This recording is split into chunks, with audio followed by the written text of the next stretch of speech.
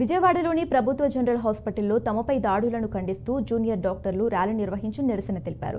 విషం తాగిన 12 గంటల తర్వాత రోగిని ఆసుపత్రికి తీసుకొచ్చారని డాక్టర్లు తెలిపారు.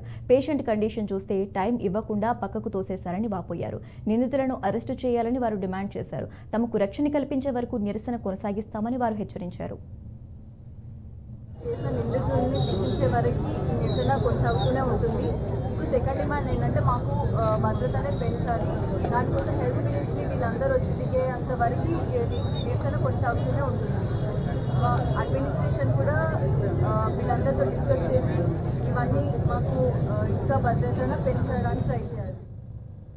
జరిగిన ఇన్సిడెంట్ గురించి ఖండిస్తున్నాము. 2 రోజుల నుంచి ఇక్కడ స్ట్రైక్ చేస్తూనే ఉన్నాం. దాని గురించి అసలు జరిగిన దాని గురించి ఇప్పటి వరకు మాకు సరైన సొల్యూషన్ ఇవ్వలేదు.